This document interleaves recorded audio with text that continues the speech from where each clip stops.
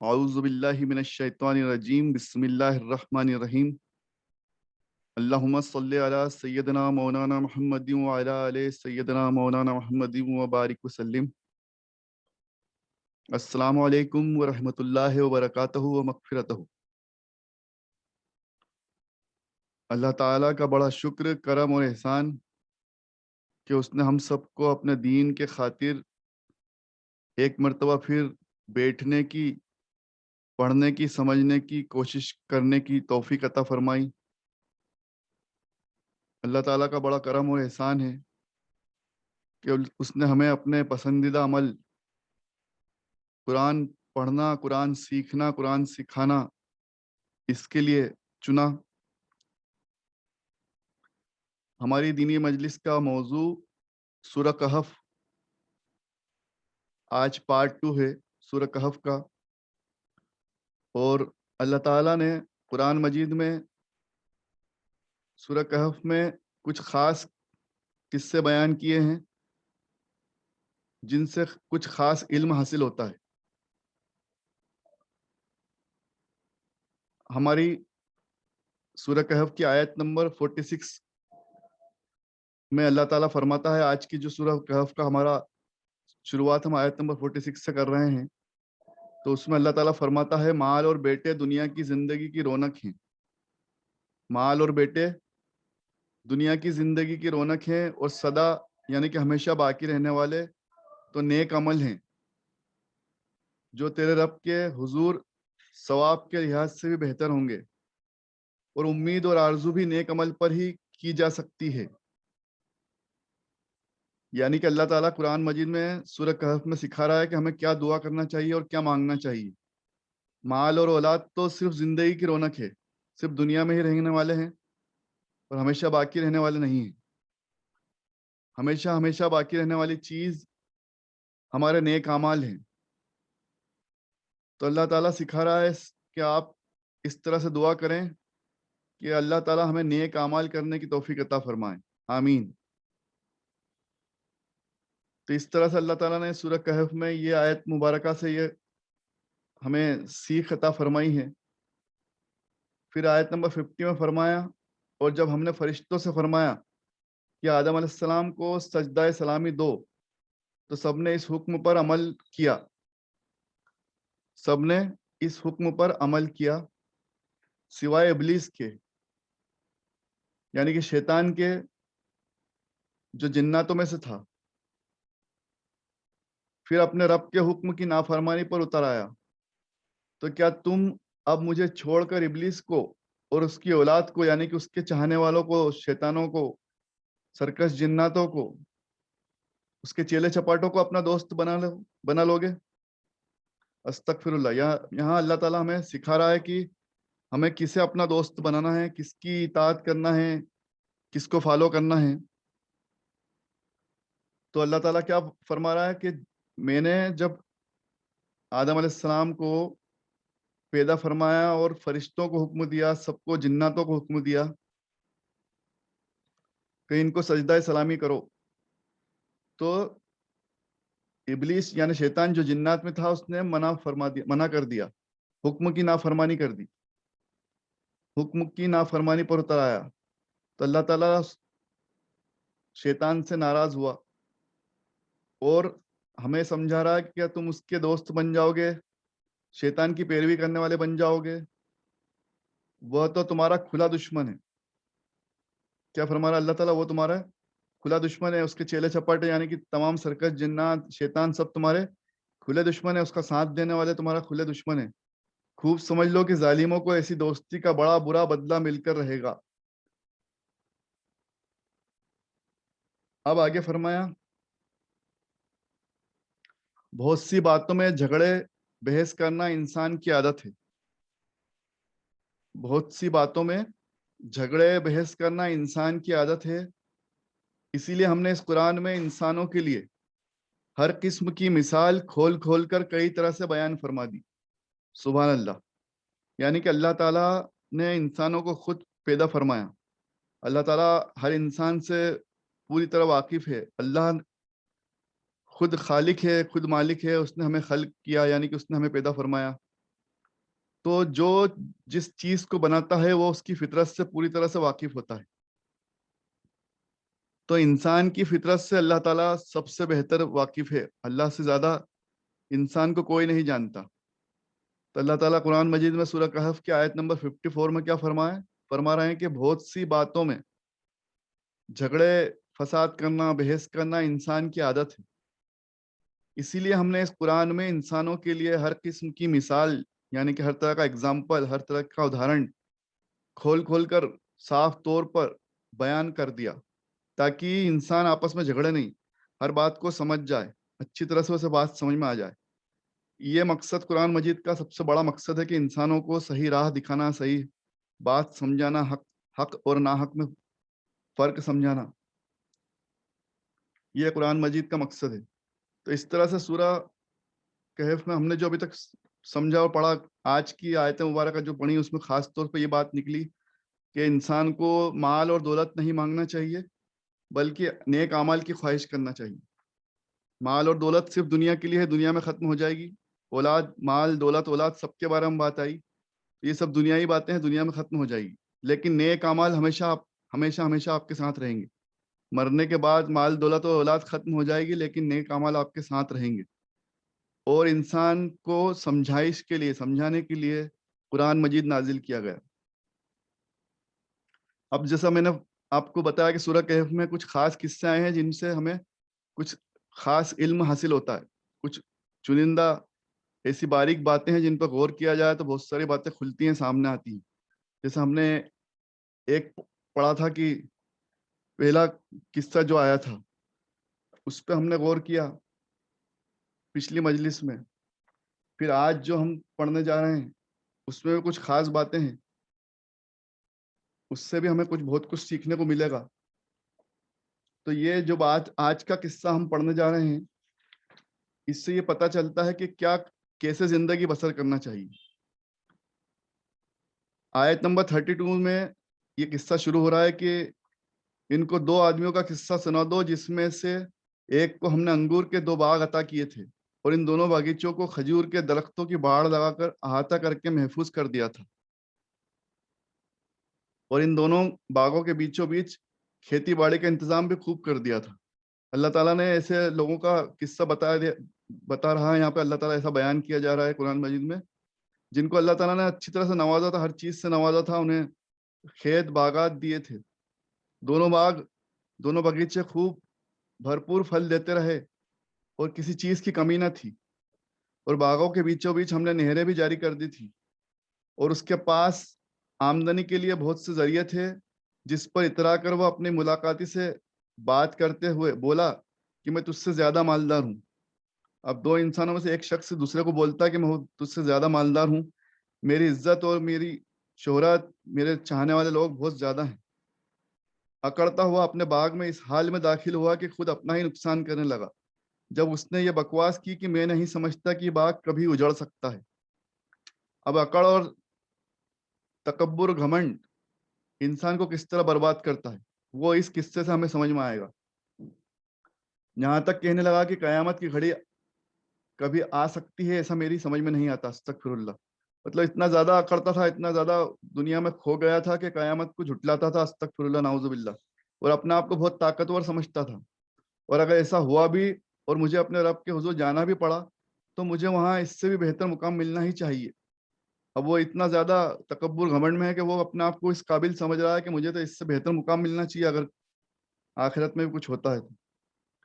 سلسلہ کلام میں اس کے پڑوسی نے بات چیت میں حصہ لیتے ہوئے اسے سمجھایا، کیا جس اللہ نے تجھ کو مٹی سے پیدا فرمایا پھر اونچا پورا انسان بنا دیا، کیا تو اسی کے انکار پر آمادہ ہو گیا؟ اب یہ ایک سمجھدار انسان اس شخص کو سمجھا رہا ہے جس کو یہ اصلیت پتا ہے کہ ہمیں اللہ تعالیٰ نے مٹی سے پیدا فرمایا، ہماری کوئی اوقات نہیں اللہ کے سامنے، کھنکتی ہوئی سڑی ہوئی مٹی سے پیدا فرمایا. لیکن سن لو کہ وہ اللہ میرا رب ہے، میں تو اپنے رب کے ساتھ کسی ایک کو بھی شریک کرنے کے لیے ہرگز تیار نہیں، یعنی کہ میں سوائے اللہ کے کسی اور کی بڑائی نہیں کروں گا، نہ خود کی بڑائی کروں گا نہ کسی اور کی بڑائی کروں گا، کیونکہ تعریف کے لائق تو صرف اللہ تعالیٰ ہے.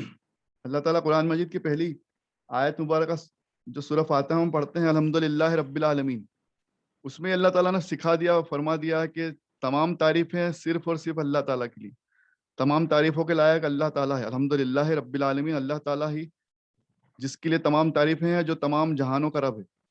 تو وہیں سے ہم شروعات سے ہی ہم یہ سیکھ جاتے ہیں قرآن مجید کی پہلی آیت مبارکہ سے۔ تو اس نے بتایا کہ ہم کسی کی اور کی تعریف یعنی کہ خود کی تعریف بھی نہیں کر سکتے اللہ کے سامنے، اللہ کو کسی معاملے میں اللہ کے ساتھ کسی کو شریک نہیں کر سکتے۔ اے بھائی، جب تو اپنے باغ میں داخل ہوا تو کیوں نہ یہ کہہ لیا کر کہ ماشاء اللہ۔ اب یہ اس کو سیکھ دی جا رہی ہے، اب ہمیں بھی سیکھ دی جا رہی کہ جب بھی کہیں کسی اچھی جگہ جائیں، اپنے گھر میں داخل ہوں، کسی خوبصورت چیز کو دیکھیں، اپنے مال و دولت، اپنی اولاد کو، اپنے بزنس کو دیکھیں تو ماشاء اللہ پڑھیں، ماشاء اللہ کہیں۔ کسی دوسرے کے مال و دولت کو دیکھیں، دوسرے کی اولاد کو دیکھیں، جب بھی کوئی خوبصورت چیز، کوئی اچھی چیز لگے تو اس کو ماشاء اللہ کہیں۔ ماشاء اللہ اس لیے کہنا ہے کہ تمام تعریف اللہ ہی کے لیے ہے، اللہ ہی کی طرف سے یہ سب کچھ خوبصورتی ہے، اور اللہ ہی اس تعریف کے لائق ہے، اور اس پہ اللہ تعالیٰ اس کے ذریعے اس چیز کو، اس انسان کو، اس جگہ کو بھی نظر بد سے بچاتا ہے۔ ایک دعا بھی ہے ماشاء اللہ لا قوت الا باللہ۔ تو اس طرح سے یہ دعائیں پڑھتے رہیں، یہ باتیں کرتے رہیں، تو اس نے سکھایا کہ ماشاء اللہ کہا کرو۔ قوت اور طاقت اللہ کے سوا کسی کے پاس نہیں ہے۔ اگر تجھے خیال ہو کہ میں تجھ سے مال اور اولاد میں کم ہوں تو یہ بھی اللہ کی مرضی ہے۔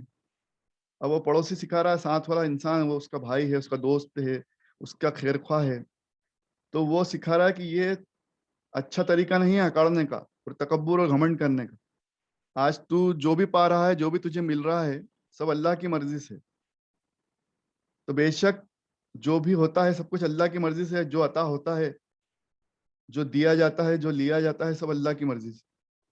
تو بہتر ہوتا کہ اگر تو ماشاء اللہ کہے، اور آج تیرے پاس جو مال و دولت ہے یا اولاد ہے تو یہ سب اللہ کے چاہنے سے ہے۔ تو بہت ممکن ہے کہ میرا رب تجھے تیرے باغ سے بہتر باغ عطا کر دے، میرا رب مجھے تیرے باغ سے بہتر باغ عطا کر دے۔ مطلب اللہ چاہے تو میرا باغ، میری کھیتی تجھ سے بہتر ہو جائے۔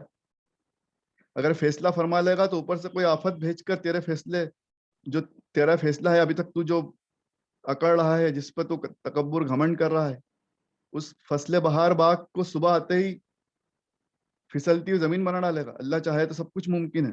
تو اکڑ رہا ہے، گھمنڈ کر رہا ہے، تو اللہ چاہے تو ہو سکتا ہے تیرا باغ برباد ہو جائے، کیونکہ تو نہ اللہ کی تعریف بیان کر رہا ہے، نہ ماشاء اللہ کہتا ہے، تو اپنی خود کی تعریف بیان کر رہا ہے۔ یا اس کا پانی زمین کی گہرائی میں اتر جائے، یعنی کہ سوکھ جائے، اور پھر تو اسے کسی طرح سے نکال بھی نہ سکے۔ اب اس کے بعد پھر کیا تھا کہ اس کے باغ کی پیداوار پر صبح ہوتے ہی عذاب کا گھیرا پڑ گیا، اور جو کچھ اس نے اپنا باغیچے پر خرچ کیا تھا اس پر ہاتھ ملتے رہ گیا۔ پورا باغیچہ اپنے چھت پر، یعنی کہ پورا اوندے منہ نیچے آ گیا، تمام پھل، جھاڑ، پھل، پھول سب نیچے گر گئے۔ آندھی طوفان نے، عذاب نے اسے نیست نابود کر دیا، اس کی عقل ٹھکانے آ گئی، اور تب کہنے لگا کہ ہائے میری بدبختی، میں اپنے رب کے ساتھ کسی کو شریک نہ بناتا، یعنی کہ اس طرح گھمنڈ نہیں کرتا، تکبر نہیں کرتا، تو یہ حال نہیں ہوتا۔ اور کوئی جماعت اس کے کام نہ آ سکی، کوئی جماعت اس کے کام نہ آ سکی، مطلب کوئی لوگ، کوئی گروپ، کوئی جتھا جن کو وہ اکڑتا تھا، جن کے بیچ میں اس کی شہرت تھی، وہ لوگ اس کے کام نہیں آ سکے، اور اللہ کے عذاب کے مقابلے میں اس کا کوئی بھی مددگار نہ ہوا، اور خود بھی آپ اپنی مدد نہ کر سکا۔ یہاں پہنچ کر سب کو معلوم ہو جاتا ہے کہ اختیارات، یعنی کہ تمام اختیارات، تمام طاقت اور قدرت اللہ کے دست قدرت میں ہے، اللہ ہی کے ہاتھ میں ہے، اسی کا دیا ہوا سب سے بہتر ہے، اور وہی سب سے بہتر انجام دینے والا، وہی سب سے زیادہ مہربان ہے۔ اس قصے سے بھی پتہ چلا کہ ہمیں تکبر، گھمنڈ نہیں کرنا چاہیے، چاہے اپنی اولاد ہو، چاہے اپنا مال ہو، اپنی شہرت ہو، اور ماشاء اللہ کہتے رہنا چاہیے، اللہ کی تعریف بیان کرتے رہنا چاہیے، ورنہ جس طرح سے اللہ تعالیٰ نے راتوں رات اس کو برباد کر دیا، یہ سب اللہ کے ہاتھ کی قدرت ہے۔ سورہ کہف میں جو ہم نے شروع میں پڑھا، اصحاب کہف کا قصہ، اس کے بعد یہ دو لوگوں کا، جس میں ایک کے باغ کو اللہ تعالیٰ نے نیست نابود کر دیا، تیسرا قصہ جو آ رہا ہے وہ بہت مشہور قصہ ہے، جس میں حضرت موسیٰ علیہ السلام اور حضرت خضر علیہ السلام کا معاملہ ہے، ان کے بارے میں بات چیت کی گئی ہے، اور اس قصے کے ذریعے بھی کچھ خاص چیزیں سکھائی گئی ہیں۔ اور کچھ خاص باتیں ہمیں بتائی گئی ہیں اور بڑا طویل قصہ ہے. ہم ہمیشہ سنتے ہیں, کئی مرتبہ سننے کو ملتا ہے کہ حضرت خضر علیہ السلام کے بارے میں. تو یہ اس قصے کو قرآن مجید میں پڑھنے سے پہلے میں چاہوں گا کہ ہم صحیح بخاری کی حدیث نمبر 1836 سے اس کو پورا ڈیٹیل میں سمجھ لیں. اس کے بعد قرآن مجید میں اس کو پڑھیں گے تو زیادہ اچھا, زیادہ بہتر سمجھ میں آئے گا. تو سورہ بخاری میں حدیث صحیح بخاری کی حدیث نمبر 1836 میں سورہ کہف کا جو ایکسپلینیشن جس کو ہم کہہ سکیں تفسیر آئی ہے. سورہ کہف ہماری کنٹینیو رہے گی, کافی لمبی اور طویل سورہ مبارکہ ہے. تو اس کا اگلا حصہ صحیح بخاری کے 1836 حدیث میں حضرت ابی بن قعب رضی اللہ تعالیٰ عنہ نے بیان کیا کہ انہوں نے رسول اللہ صلی اللہ علیہ وسلم سے سنا, آپ صلی اللہ علیہ وسلم فرما رہے تھے کہ حضرت موسیٰ علیہ السلام بنی اسرائیل کو ایک مرتبہ واعظ کر رہے تھے, تقریر کر رہے تھے, اور تقریر کرتے ہوئے کھڑے ہوئے تھے. ان سے پوچھا گیا کہ انسانوں میں سب سے زیادہ علم کسے ہے. حضرت موسیٰ علیہ السلام سے کسی نے پوچھا کہ انسانوں میں سب سے زیادہ علم کسے ہے, تو آپ نے فرمایا کہ مجھے. اس وقت کیونکہ اس وقت کے جلیل و قدر نبی آپ صلی اللہ علیہ وسلم خود فرما رہے ہیں کہ وہ اس وقت کے نبی ہیں موسیٰ علیہ السلام, اور وہ اپنی امت کو کہہ رہے ہیں. تو ظاہر سی بات ہے کہ نبی کو یہ مانا جاتا ہے کہ سب سے زیادہ علم اس امت میں سب سے زیادہ علم نبی کو ہی ہوتا ہے. تو انہیں ایک جنگل وے میں بول دیا کہ مجھے.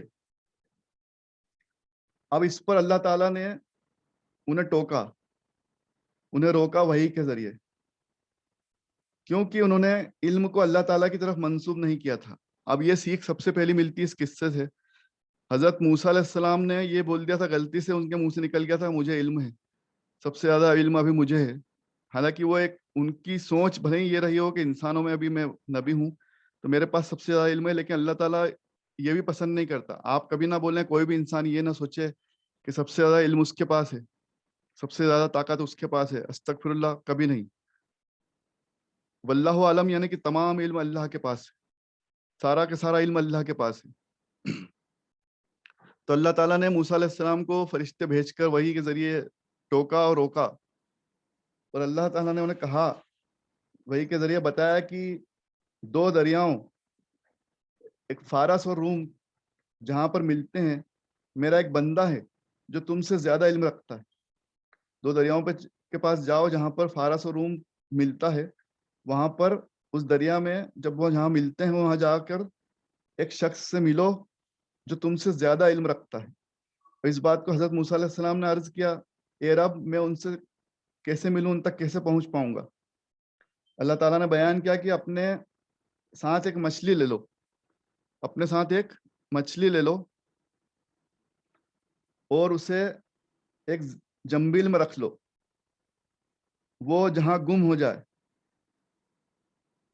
گی یعنی کہ زندہ ہو کے دریا میں کود جائے گی, بس میرا وہ بندہ وہیں ملے گا. اب یہ حضرت خضر علیہ السلام کہاں ملیں گے, اس کی نشاندہی اللہ تعالیٰ نے کی ہے. چنانچہ آپ نے مچھلی لی اور زنبیل میں رکھ کر روانہ ہوئے. آپ کے ساتھ آپ کے خادم یوشع بن نون بھی تھے. جب یہ دونوں چٹان کے پاس آئے تو سر رکھ کر آرام کرا, سونے لگے. تو ادھر مچھلی زنبیل میں سے تڑپی اور اس سے نکل گئی اور اس نے دریا میں اپنا راستہ بنا لیا. یہ سب اللہ کی دست قدرت میں ہے, اللہ جسے چاہے مار دے, جسے چاہے زندہ کر دے. تو ایک مچھلی کو انہوں نے مار کے, مطلب اس کو مچھلی پکڑ کر اس کو فرائی کر کے اپنے ساتھ کھانے کے لیے رکھا تھا. کچھ مچھلیاں انہوں نے پکڑی اپنے ساتھ رکھی اپنے سفر کے لیے, اور وہ مچھلی, اس میں سے ایک مچھلی جب وہ سو رہے تھے تو مچھلی اٹھی تڑپ کر اور وہ پانی میں کود گئی. مچھلی جہاں گری تھی اللہ تعالیٰ نے وہاں پانی کی روانی کو روک دیا. اب یہ صحیح بخاری کی حدیث ہے, صحیح حدیث ہے. اب اس پہ ہمیں غور کرنا ہے کہ کیا کیا اللہ چاہے تو کیا کیا ہو سکتا ہے. ایک مچھلی کو اللہ تعالیٰ نے زندہ کر دیا نشاندہی کے لیے, مری ہوئی مچھلی زندہ ہو گئی, پانی میں کود گئی اور پانی ایک تاک کی طرح اس پر بن گیا. اب یہ سب کچھ یوشع نے اپنی آنکھوں سے دیکھ لیا جو حضرت موسیٰ علیہ السلام کے ساتھ گئے تھے. اور جب موسیٰ علیہ السلام پھر نیند سے جاگے تو یوشع ان کو مچھلی کے بارے میں بتانا بھول گئے. اب یہ بھی اللہ کی مرضی ہے کہ انہوں نے بھلا دیا, اس لیے دن اور رات کا جو حصہ باقی تھا اس میں وہ سفر کرنے لگے, چلنے لگے. دوسرے دن حضرت موسیٰ علیہ السلام نے اپنے خادم سے فرمایا کہ اب کھانا لاؤ, بھوک لگی, ہم کو سفر میں بہت تھکا دیا ہے. تو حضرت موسیٰ علیہ السلام نے جب ان سے مانگا، تب جب حکم دیا تو ان کے خادم نے کہا آپ نے نہیں دیکھا جب ہم چٹان کے پاس تھے تو مچھلی کے بارے میں آپ کو بتانا بھول گیا تھا،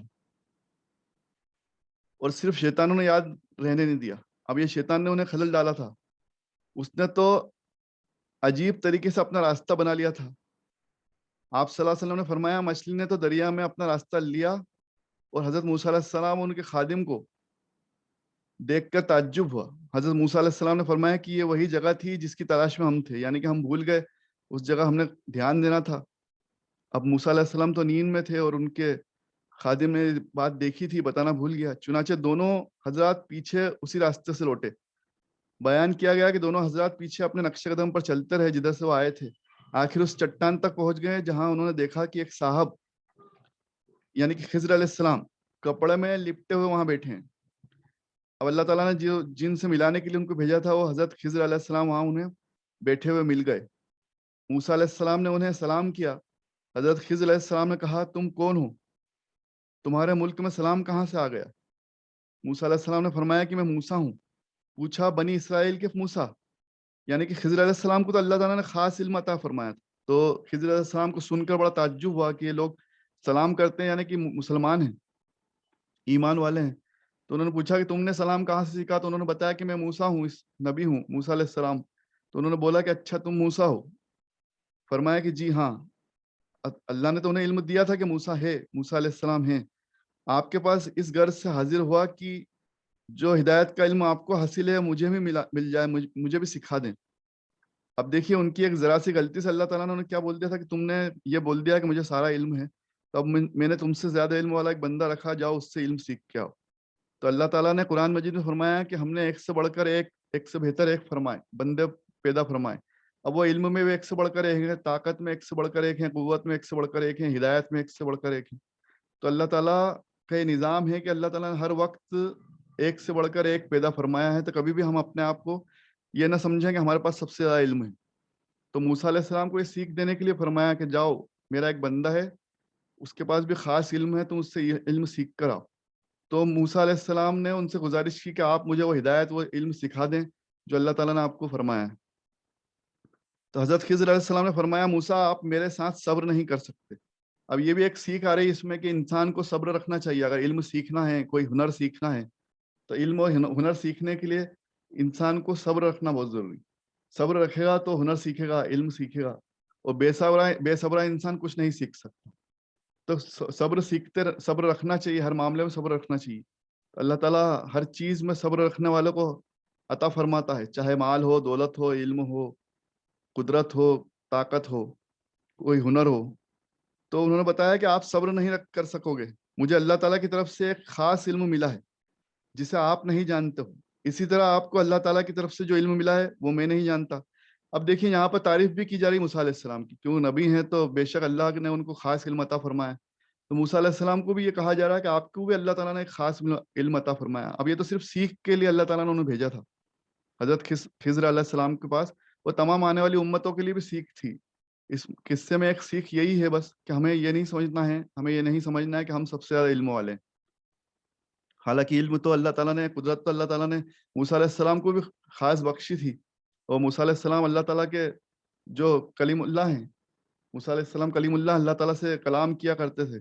تو یہ بھی اللہ نے انہیں خاص شرف سے نوازا تھا. یہ بھی ان کے اپنے آپ میں ایک بہتر اللہ تعالیٰ کی دی ہوئی عطا کی ہوئی ان کی ایک قوت تھی، ان کی ایک خوبی تھی کہ وہ اللہ سے کلام کیا کرتے تھے. تو حضرت موسیٰ علیہ السلام نے فرمایا انشاءاللہ آپ مجھے صبر کرنے والے پائیں گے اور میں کسی معاملے میں آپ کے خلاف نہیں کروں گا. حضرت خضر علیہ السلام نے فرمایا اچھا اگر آپ میرے ساتھ چلے تو کسی چیز کے بارے میں سوال نہ کریں یہاں تک کہ میں خود آپ کو اس کے بارے میں نہ بتا دوں، یہاں تک کہ میں خود آپ کو اس کے بارے میں نہ بتا دوں. اب یہ دونوں سمندر کے کنارے، دریا کے کنارے روانہ ہوئے. اتنے میں ایک کشتی گزری. انہوں نے کشتی والوں سے بات کی کہ انہیں بھی اس پر سوار کر لے. کشتی والوں نے حضرت خضر علیہ السلام کو پہچان لیا. وہ اس علاقے کے تھے، اس علاقے میں گھومتے تھے، اور کسی کرائے کے بغیر انہیں سوار کر لیا. خضر علیہ السلام کو موسیٰ علیہ السلام کے ساتھ بٹھا لیا اپنی کشتی میں، ان سے کوئی کرایہ بھی نہیں لیا.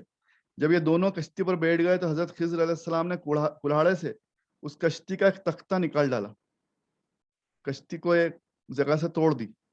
اس پر حضرت موسیٰ علیہ السلام نے دیکھا تو حضرت خضر علیہ السلام سے کہا, پوچھا کہ ان لوگوں نے ہمیں بغیر کسی کرائے کے اپنی کشتی میں سوار کر لیا تھا اور آپ نے انہی کی کشتی چیر ڈالی, انہی کی کشتی کا ٹکڑا توڑ دیا تاکہ سارے مسافر ڈوب جائیں, یہ آپ نے کیا کیا؟ بلا شبہ آپ نے بڑا ناگوار کام کیا. حضرت خضر علیہ السلام نے فرمایا, کیا میں نے آپ سے پہلے ہی نہیں کہا تھا کہ آپ میرے ساتھ صبر نہیں کر سکتے؟ حضرت موسیٰ علیہ السلام نے فرمایا, جو بات میں بھول گیا تھا اس پر آپ مجھے معاف کر دیں اور میرے معاملے میں مجھے ڈھیل دے دیں. اب انہوں نے ایک کشتی توڑی, کشتی کا ایک ٹکڑا توڑ دیا خضر علیہ السلام نے. اب اس کا علم ان کو ہی ہے کہ کیوں توڑا. موسیٰ علیہ السلام اس بات کو سمجھ نہیں پا رہے, کشتی کا ٹکڑا کیوں توڑا ہے, کشتی کیوں بگاڑی ہے, کشتی کی لکڑی کو کیوں توڑا ہے کلہاڑے سے. یہ بات صرف خضر علیہ السلام سمجھ رہے ہیں, خضر علیہ السلام کو اس بات کا علم ہے. حضرت موسیٰ علیہ السلام ابھی اس بات کو سمجھ نہیں پائے کیونکہ یہ علم اللہ نے خضر علیہ السلام کو عطا فرمایا. تو موسیٰ علیہ السلام نے بھول کر انہیں ٹوکا تھا اس بات پر, یہ پہلی مرتبہ انہوں نے بھولا اور ٹوک دیا, ان سے سوال کر دیا. تو راوی نے بیان کیا کہ اتنے میں ایک چڑیا آئی اور اس نے کشتی کے کنارے بیٹھ کر سمندر میں ایک مرتبہ اپنی چونچ ماری. تو خضر علیہ السلام نے حضرت موسیٰ علیہ السلام سے کہا کہ میرے اور آپ کے علم کی حیثیت اللہ کے علم کے مقابلے میں اس سے زیادہ نہیں. دیکھیے یہ ہمارا علم, ہم کتنے اپنے آپ کو عالم سمجھیں. حضرت خضر علیہ السلام جن کو خاص علم سے نوازا اللہ تعالیٰ نے, حضرت موسیٰ علیہ السلام جو اللہ کے نبی ہیں انہیں بھی خاص علم سے نوازا. اتنے بڑے بڑے عالم جلیل و قدر انسان کیا کہہ رہے ہیں کہ یہ جو چڑیا نے جو پورے سمندر میں چونچ مار کے جو پانی اٹھایا, اور یہ علم اتنا بھی نہیں ہے, مطلب اس کی جتنی کم مقدار ہے اتنا علم ہمارے پاس بھی نہیں ہے جتنا کہ اس پانی میں اللہ کا علم سمندر کے پانی سے بڑھ کر ہے. یعنی کہ ابھی دیکھ لیجیے, اب چڑیا نے سمندر کے پانی سے کیا کم کیا. چڑیا نے جب چونچ ماری تو کتنا پانی اس نے لیا ہوگا, سمندر کو کیا فرق پڑا ہوگا, اس کے کمپیریزن میں کتنا پانی ہے. اسی طرح سے ہم سمجھ لیں کہ اللہ کے پاس کتنا سارا علم ہے, کس قدر علم ہے, اور ہمارے پاس کیا علم ہے, ہمارے علم کی کیا حیثیت ہے. تو یہ بات سکھا جا رہے ہیں حضرت خضر علیہ السلام موسیٰ علیہ السلام کو کہ علم کی حیثیت اللہ کے علم کے مقابلے میں اس سے زیادہ نہیں جتنا اس چڑیا نے سمندر کے پانی سے کم کیا. پھر یہ دونوں کشتی میں اس سے اتر گئے. ابھی وہ سمندر کے کنارے چل رہے تھے کہ حضرت خضر علیہ السلام نے ایک بچے کو دیکھا جو دوسرے بچے کے ساتھ کھیل رہا تھا. اب یہ ان کا دوسرا قصہ ہے. پہلے قصے میں انہوں نے کشتی کا ایک حصہ توڑ دیا ہے, اس کو ڈیمیج کر دیا ہے, اس پر ابھی انہوں نے اس کا جواب نہیں دیا. دوسرا قصہ یہ کہ بچہ کھیل رہا ہے دوسرے بچوں کے ساتھ, آپ نے اس کے بچے کا سر, اس بچے کو بلایا, ایک بچے کو, اور اس کا سر اپنے ہاتھوں سے دبایا اور اس کی جان لے لی, اس بچے کی جان لے لی. حضرت موسیٰ علیہ السلام اس پر بولے, آپ نے ایک بے گناہ کی جان بغیر کسی جان کے بدلے لے لی, یہ آپ نے بڑا ناپسندیدہ کام کیا ہے, تو غلط کام کیا. مطلب آپ نہ تو اس کا کوئی جرم تھا نہ اس کا کوئی گناہ تھا, پھر آپ نے اس بچے کو کیوں مار دیا. خضر علیہ السلام نے فرمایا کہ میں تو پہلے ہی کہہ چکا تھا کہ آپ میرے ساتھ صبر نہیں کر سکتے. حضرت موسیٰ علیہ السلام نے آخر اس مرتبہ بھی معذرت چاہی کہ میں نے آپ سے سوال کیا اور آپ مجھے معاف کریں. پھر دونوں آگے روانہ ہوئے, یہاں تک کہ ایک بستی میں پہنچے اور بستی والوں سے کہا کہ ہمیں اپنا مہمان بنا لو, لیکن انہوں نے میزبانی سے انکار کر دیا. پھر انہیں بستی میں ایک دیوار دکھائی دی جو بس گرنے ہی والی تھی. بیان کیا گیا کہ دیوار جھک رہی تھی. خضر علیہ السلام کھڑے ہو گئے اور دیوار اپنے ہاتھ سے سیدھی کر دی. موسیٰ علیہ السلام نے فرمایا کہ ان لوگوں کے یہاں ہم آئے اور ان سے کھانے کے لیے کہا, لیکن انہوں نے ہماری میزبانی سے انکار کر دیا.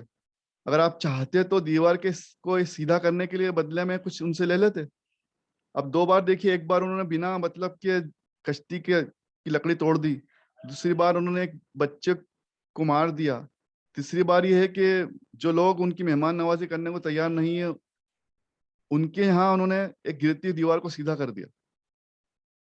یہ بھی ایک عام عقل سے الٹ کام کیا انہوں نے, ایک عام انسان کی عقل سے الٹا کام کیا.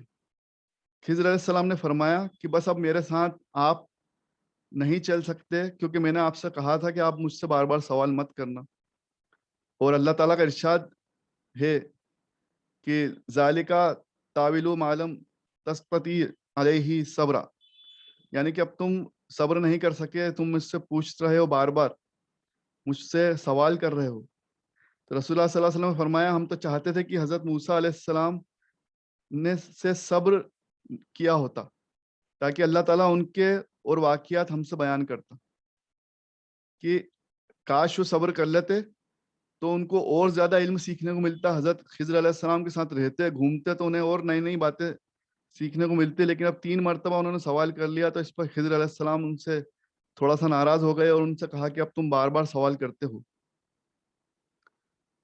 اور انہوں نے خضر علیہ السلام نے اپنے کاموں کی وجہ بیان کی، جس کی وجہ سے انہوں نے وہ کام کیے تھے جو عام انسان کو حضرت موسیٰ علیہ السلام کو سمجھ نہیں آئے تھے.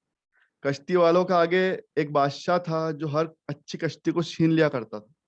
اس کشتی کو اس لیے توڑا گیا تھا. اس حدیث میں اب ان شارٹ یہ بات بتائی جا رہی ہے، باقی ہم قرآن مجید میں اور پڑھیں گے آگے، سورہ مبارکہ میں بھی آئے گا، سورہ کہف میں بھی آئے گا.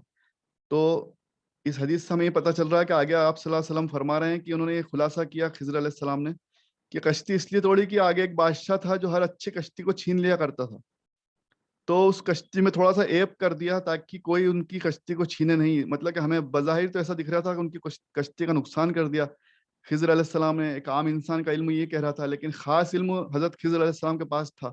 انہیں اللہ تعالیٰ نے خاص علم سے نوازا تھا. انہیں پتا تھا کہ آگے کوئی ایک بادشاہ ہے جو اچھی کشتیوں کو چھین رہا ہے، تو اسے تھوڑا ایب دار کشتی بنا دی تاکہ ان غریبوں کی کشتی نہیں چھنائے. اس کے پیچھے دیکھیے ان کی ایک اچھی سوچ تھی. اور وہ بچہ جس کی گردن خضر علیہ السلام نے توڑ دی تھی، اس کو بھی اللہ تعالیٰ نے ان کو علم دیا تھا کہ کافر تھا، یعنی کہ وہ اللہ کو ماننے والا نہیں تھا، اور اس کے والدین مومن تھے. اس کے والدین مومن تھے.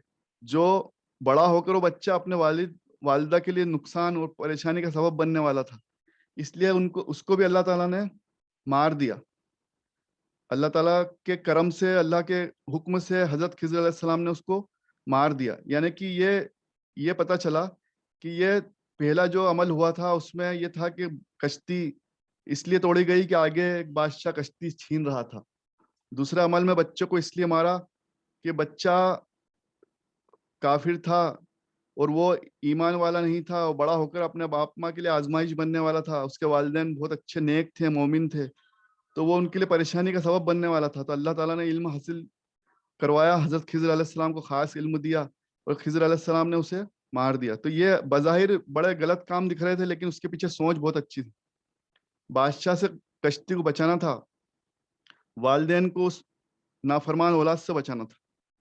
تو آگے کا قصہ انشاءاللہ ہم اگلی مجلس میں سنیں گے انشاءاللہ. اللہ تعالیٰ ہمیں توفیق عطا فرمائے اور سبھی قصوں سے سمجھنے کی، سیکھنے کی، علم حاصل کرنے کی توفیق عطا فرمائے. وآخر الدعوانا الحمد للہ رب العالمین. آمین یا رب العالمین. بسم اللہ الرحمن الرحیم. اللہ ہم سب کا بیٹھنا، ہم سب کا جڑنا، ہم سب کا سننا پڑھنا قبول اور مقبول فرمائے. ہم سب کی تمام غلطیوں کو جو مجھ گناہگار سے ہو جائیں، کہنے میں آپ لوگوں سے غلطی سے، سننے میں کچھ غلطی ہو جائے، سمجھنے میں کچھ غلطی ہو جائے، اللہ تعالیٰ ہم سب کو کہنے سننے میں جو بھی غلطی ہو گئی اسے معاف فرمائے. اپنے محبوب نبی کریم صلی اللہ علیہ وسلم کے صدقے طفیل میں، اپنے رحم و کرم کے صدقے طفیل میں ہم سب کی ٹوٹی پھوٹی نیکی کو قبول اور مقبول فرمائے. آمین یا رب العالمین. اس نیکی کو ہم سب کے لیے، ہمارے رشتہ داروں کے لیے، ہمارے گھر والوں کے لیے، ہمارے مرحومین کے لیے، ہمارے والدین کے لیے وسیلہ بنا دے.